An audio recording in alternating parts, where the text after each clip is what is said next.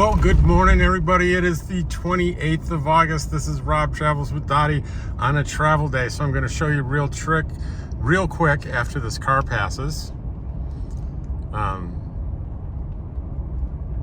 Who else is in the car here? We have George, who's doing very well. And I hope you can see Dottie back there. Can't look, but that's Dottie down there.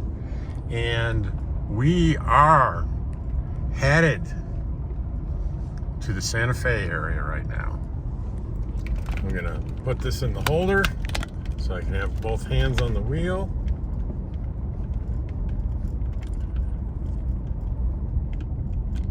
And looks like open plains here, which is good news for George. George is, if you've been with me for a while, gets sick driving.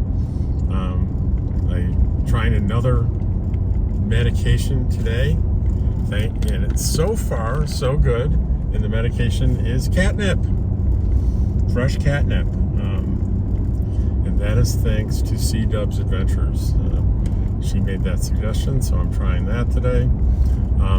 It's going to be kind of hard to tell because we don't have like these mountain switchback roads that George dislikes so much on this trip today.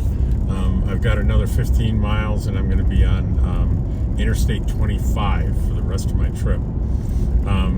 I could have done it all in one day and left tomorrow, but I like short travel days. So I am traveling a little over 100 miles, or 100, looks like 177 miles today, to an alpaca farm south of Santa Fe, north of say it's in Algodones, which will confuse my quartzsite friends who go to Algodones, Mexico when we're down there. This is Algodones, New Mexico, and it's south of Santa Fe, north of Albuquerque.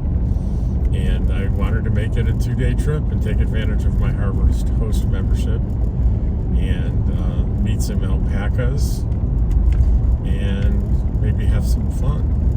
So there is not much to show you on this leg of the trip, and it's probably going to be even more boring on Interstate 25. Hey, look, there's a good old UPS truck.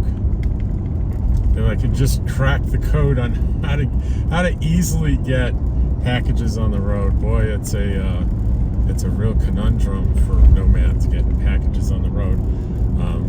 Especially when you're remote, and we want to be remote. We want to be out in wilderness areas and small towns because it's fun. Anyway, I'll catch up with you when either something interesting happens or we get to the alpaca farm. Absolutely hammered.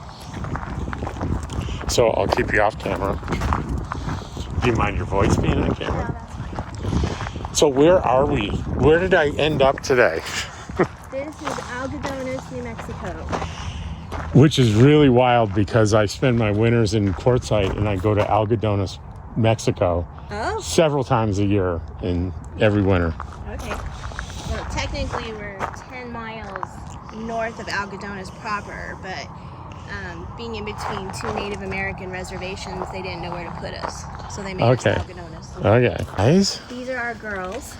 Girls, hello. So these are anywhere from $5,000 to $50,000 alpacas.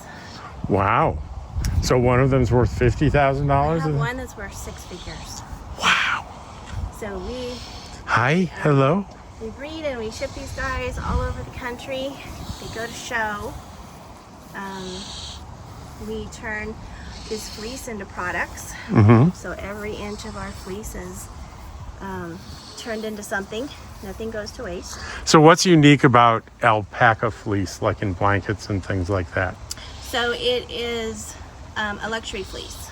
So 10 times softer than cashmere. Oh, really? It's hypoallergenic, so most people allergic to wool can wear alpaca. She's got a potty face. She just got into a fight with somebody. Spitting contest. It's also water resistant and fire retardant. And there was a study that just came out a few months ago that shows that the fiber actually has some antimicrobial properties to it. Really? And is it warm? That's Very my big, warm. because I need one for those cold nights in Quartzsite in the winter. And I was going to buy one for Dottie, my dog, but you told me how much they were. So if I'm going to buy one, I'm going to buy one for me. Yeah. So, yeah, it's like the perfect fiber to work with. There's no lanolin in it like wool fleece, so we don't have to chemically process it to turn it into products. I can take it straight from the animal and right to my spinning wheel and spin yarn. So, Hi, Teacup. Hello. How are you? she was born, she was tiny, tiny. She was no bigger than a cat. And about 8 pounds. So we fought really hard to keep her alive. Girls. And we couldn't figure out why she wasn't growing. She just wouldn't grow.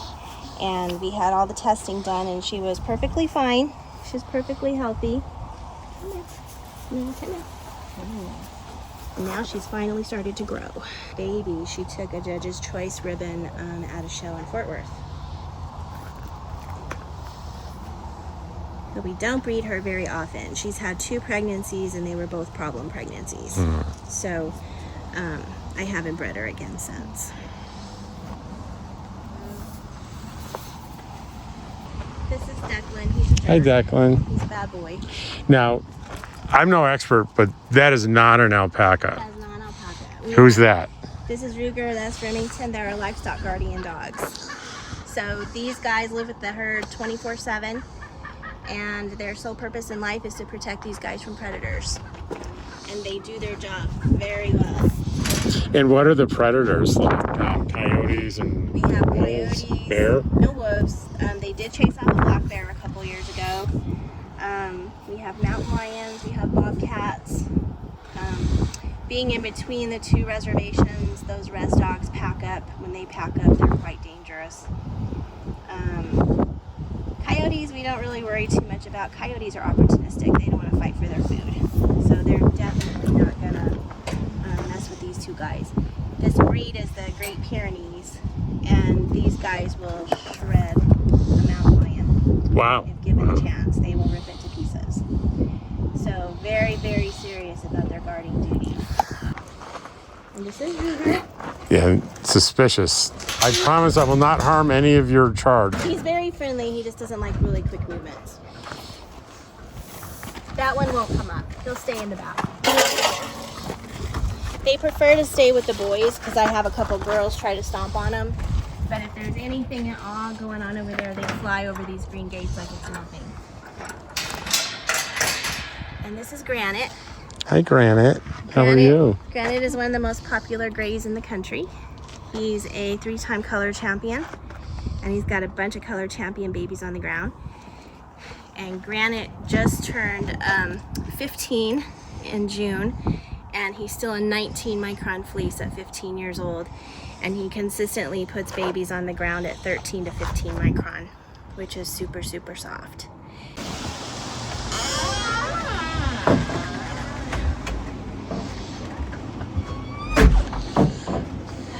So we process everything into a product. We have our own signature sock over here. We've got our own hats. I do some of my own shawls. These are some of our blankets. We have the soaps. You make the soaps here?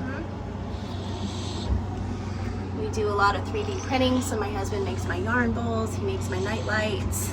I make the mugs and cups. Oh, and these, I bet these hats are pretty comfortable. Those are our signature hats.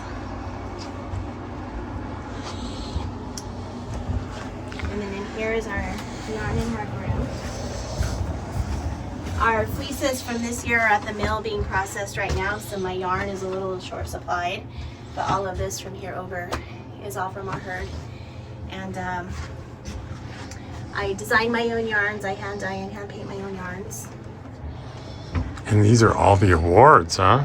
That's That's a lot. That's a few of them. All right. So she gave me 18 eggs that were laid yesterday, and I bought this beautiful alpaca blanket. It was quite pricey, but it'll last for years, I'm sure. I hope you enjoyed the video.